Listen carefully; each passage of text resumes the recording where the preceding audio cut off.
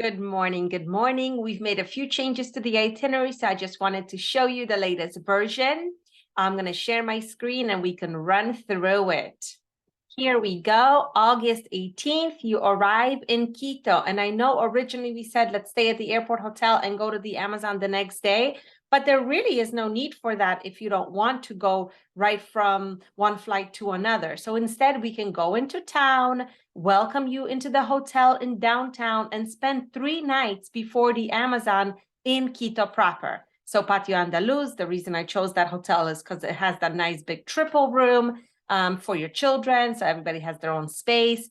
The next day, we do all of Quito, Equator Line, all the highlights based on your interest, private guide and car and everything that we've mentioned before.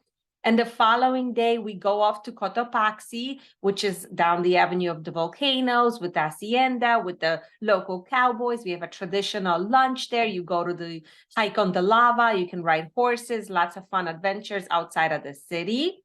And now on the 21st, we go to the Amazon. We fly to Coca, which is just a 30-minute flight. We go to the Sasha Lodge. We have 2 beautiful cabins there. Spend 3 nights doing all the excursions that I've mentioned before. Lots of fun. I just love the jungles. I know you're going to have a great experience here. And then on the 24th, we fly back to Quito, but instead of going to town where we have already spent 3 nights, I'm going to take you north to Otavalo. It's about an hour drive, so very similar distance to Quito. And you're going to stay in a local hacienda, which is like an old ranch that's been redone into a bed and breakfast atmosphere. Fantastic. There's a few of them here in Otavalo. Pinsaki is one of them.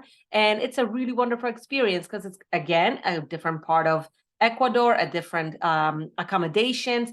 So the reason we're coming up here to Otavalo is because on the 25th, we're going to go to the Otavalo market, which is the largest indigenous market in South America, with all the indigenous people come to trade with each other as well as sell to tourists. It's loud and exciting and colorful and a really great cultural experience. So even if you're not a shopper and you're not interested in that aspect, it's wonderful photography, and it's wonderful just to see some of the indigenous communities that literally come down from the mountains to show what they make, what crafts and weavings that they bring from their villages. So going to Otavalo doesn't just mean the market. This is a valley of lagoons and mountains and a really beautiful atmosphere. There's different villages that all do different things. So there's a village that just deals with carvings, and there's a village that just deals with rock craft. So your guide will show you the best of that area. You'll have a nice lunch there and then spend another night at the hacienda before your flight to the Galapagos on the 26th. The flight to the Galapagos on the 26th is usually in the morning. I'm going to try to aim for something like 10 a.m. because you're not catching a cruise, so we kind of have some flexibility here. If you do that with the 10 a.m., you have to be there at 8 a.m. So we're leaving your hacienda at 6:30 in the morning. If that sounds painful and you don't want to do it, let me know. And we can tweak it a little bit where we go to an airport hotel on the 25th, simply so you can wake up, have breakfast, and walk to the terminal, and go to the terminal and take your flight without that hour drive in the morning. So everything is flexible. Just let me know what your comfort zone is. If you're not an early morning person, perhaps that would be a fun little tweak. Nothing has changed in the Galapagos. It is the 5-night island hopping adventure. The 26th, we pick you up. We focus on the highlands and the tortoises, and we go to your hotel in the village. The 27th, we do a full day on the yacht so you can see other islands. The 28th, we don't go on a yacht. We focus on Santa Cruz itself. So we go kayaking, we go snorkeling, we go to Tortuga Bay, we go to Academy Bay, focus on the wildlife on this island. On the 29th, we do another yacht to other islands, so completely different experience. And you have lunch on board and so on. You can get off, snorkel, and you will not spend the whole time on the boat. You will get off to these other islands as well.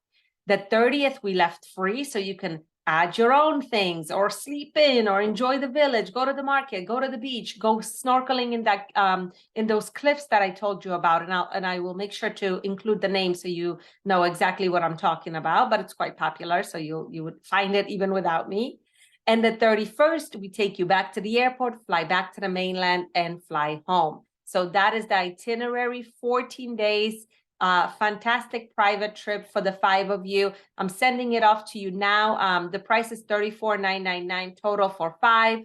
And let me know if anything sounds off, if you need any tweaks at all. I'm more than happy to help. Last night we checked availability. Everything was available as on this itinerary, including a lodge alternative if you would like to switch the lodge. So let me know which works best. Thanks so much.